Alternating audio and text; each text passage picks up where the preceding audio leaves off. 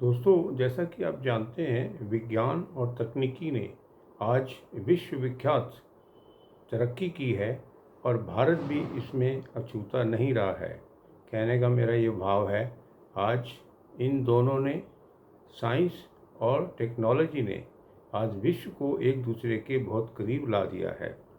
रही बात चिकित्सा क्षेत्र में, तो विभिन्न प्रकार की नई नई परिभाषाएं सुनने और देखने को मिलती हैं, जैसे एंटीऑक्सीडेंट, जीनोम, जेनेटिक्स, एआई इत्यादि।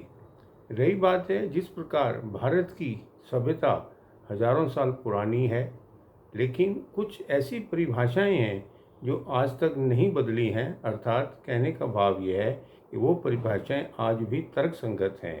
उनमें से एक है प्रज्ञा अपराध, अर्थात इंटेलेक्चुअल एरर। जब भी हम कोई गलती करते हैं और वो भी जान के, तो अवश्य ही हमें उसका कहीं ना कहीं भुगतान भी करना पड़ता है।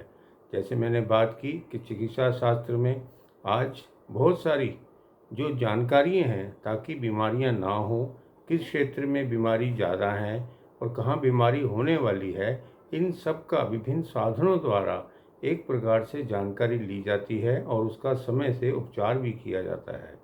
मेरा ये कहना है, पहले आज की तरह विज्ञान नहीं था, ना ही तकनीकी थी, लेकिन फिर भी लोग कई सारी चीज़ें जैसी शास्त्रों में बताई जाती थी, जो पुराने हमारे शास्त्र थे, चाहे वो आध्यात्मिक ही थे, उनसे भी चिकित्सा शास्त्र के अंदर बहुत बड़ा योगदान था।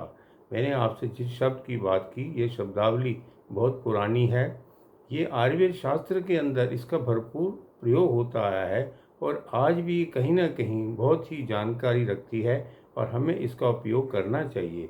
जैसे मैंने आपसे कहा, प्रज्ञा अपराध, अर्थात बुद्धि जानते हुए भी गलत काम करती है, तो उसको हम प्रज्ञा अपराध से जानते हैं।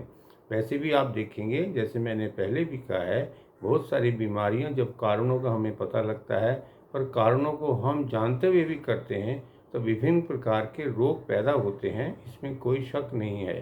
तो मैं ये कहूँगा कि बहुत सारे रोगों की उत्पत्ति में जो कारण है, उनसे हमें बचने की आवश्यकता है। उसको हमें विचार करने की आवश्यकता है कि हम ऐसे रोगों से, जो मारक हैं, जीवन को एक प्रकार से कष्ट में डालते हैं, शारीरिक रूप से, आर्थिक रूप से, मानसिक रूप से इत्यादि, तो ऐसे रोगों से बचने के लिए प्रज्ञा अपराध ना हो, इसकी जानकारी होनी बहुत आवश्यक है। ये 200 साल या 250 साल अभी जिस प्रकार से आज विज्ञान ने, चाहे चिकित्सा क्षेत्र में हो या अन्य क्षेत्र हो, इस प्रकार से तरक्की की है, पर हमारा जो प्राचीन सभ्यता है, उसने विभिन्न क्षेत्रों में इसी कारण से बहुत सारी तरक्की की थी। जैसा कि आप जानते हैं, आयुर्वेद शास्त्र जड़ी बूटी के नाम से आज भी जाना जाता है, उसका विज्ञान लोगों को काफ़ी था। रही बात है कि उस समय के अंदर जो सर्जरी थी, जिसको हम प्लास्टिक सर्जरी के रूप में जानते हैं, तब भी वह संभव थी। कहने का मेरा ये अर्थ है कि हम पिछले समय में कहीं भी पिछड़े हुए नहीं थे। जैसा कि पिछले 2 शताब्दियों से पहले जब जब मुगल साम्राज्य रहा या अंग्रेज़ों का साम्राज्य रहा, तो कहीं ना कहीं हमारी जो चिकित्सा पद्धति थी, वो कहीं ना कहीं पीछे रह गई। अब हमें जागरूक होने की ज़रूरत है। जागरूक होने से हम बहुत सारी बीमारियों से बच पाएंगे, ऐसा मेरा विश्वास है। आज बड़े बड़े अस्पताल न केवल शहरों में बल्कि कस्बों और गाँव में भी हो रहे हैं, जहाँ की दुनिया के लोग यहाँ इलाज कराने आते हैं।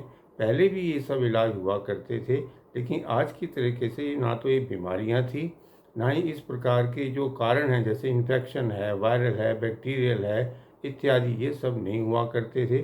पर यह बात अवश्य है कि अपनी प्रतिरोधक क्षमता, अर्थात हमारी इम्यूनिटी बहुत अच्छी होती थी। वो तभी होती थी जब हम अपने आप को प्रिवेंटिव मेडिसिन के रूप में क्या खाना चाहिए, क्या नहीं खाना चाहिए, कैसी जीवनचर्या जीनी चाहिए या नहीं जीनी चाहिए इत्यादि नियमों पर हम उसको एक प्रकार से मानते थे और उसको जीवन के अंदर अभ्यासित करते थे। तो एक बार मैं फिर कहूँगा, प्रज्ञा अपराध से बचने की कोशिश करें। जानें किन चीज़ों से हमें बचना चाहिए, किन से रोग होते हैं या बढ़ते हैं, इनसे हमें बचने की आवश्यकता है। ध्यान रखें, प्राचीन काल से जो परिभाषित शब्द है प्रज्ञा अपराध, जिसको हम आज की डेट में इंटेलेक्चुअल एरर कहते हैं, उससे हमें सावधान होने की ज़रूरत है। तो ध्यान रखें, प्रज्ञा अपराध। धन्यवाद।